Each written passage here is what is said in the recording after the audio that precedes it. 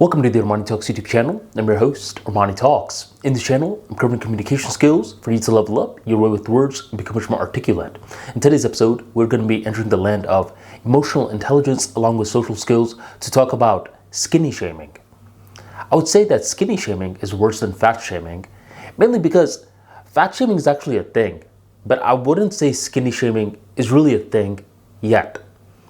With fat shaming, especially in this era, if you call someone fat, people will look at you and say, hey, dude, it's 2025. What are you doing? You can't be insulting people's weight. But if you say the same thing about skinny people in 2025, they won't bat an eye. I remember growing up, I was skinny shamed a lot. And when I was getting skinny shamed, a lot of people around me, the most empathetic people out there, they were laughing. They were like, well, Armani, they are right, you know. While people that were fat, in my culture, it's seen as being healthy. So it seemed as though, as a growing up person, I understood what skinny shaming was. And nowadays, I will actually talk to people and they act as though skinny shaming isn't a thing. They say, well, fat shaming is a thing because, whenever a fat guy goes to the gym, we shouldn't be judging them. And I'm like, well, who the heck judges a fat guy going to the gym? If I'm going to the gym, I'm going there to lift. I'm not looking at a fat guy. Come on, man. They create these little paraphrasing to make us empathize with heavy people in the gym when it really doesn't exist. But for skinny people, it's something that does not exist at all. And that is one of the reasons why I say that skinny shaming is worse than fat shaming, because in this era, people will go out of their way to empathize with heavy people. I mean, I know I shouldn't be saying it, but kind of fat. But they won't do the same thing with skinny people. Now, all in all, it's not good to be shaming people in general, especially if you don't know them like that. If you have rapport with them, though, I think it's smart to shame them because it motivates them. When someone's too skinny, you look at them and let's say you have rapport with them, they're like, dude, bro, you gotta lift those weights.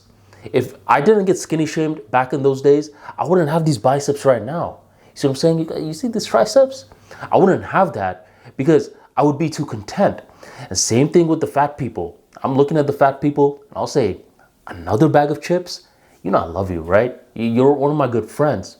But another bag of chips? And through that fat shaming, I believe they have some desire to lose weight. I believe that right now, the way that we're progressing as a society, fat shaming is a thing that is seen as a very bad thing. But skinny shaming, there's no awareness regarding that. People don't even think it's a thing. People get mad when you're like, skinny shaming? Come on, man. No, absolutely not. That is not even a thing because skinny people, they get it easy in life. I mean, skinny people, they are seen as the poster childs of models nowadays. So forget them. Skinny people don't get much empathy. And I believe both people, if you have rapport with them, you should shame them. But I do think skinny shaming right now, at the time of recording this video, 2025 is worse than fat shaming because fat shaming is actually a thing, while skinny shaming, although it exists, it is not brought into other people's awareness yet. So if you enjoyed today's talk, drop that like for me right on below. And if you want more insights into society and the culture, be sure to subscribe to the ArmaniTalks free daily newsletter. Every single day at 7 p.m. EST, I drop a brand new newsletter that will help you level up your communication skills. Join the tribe by going on ArmaniTalks.com/newsletter and sign up today. Thank you very much for joining me, and I will catch you next time.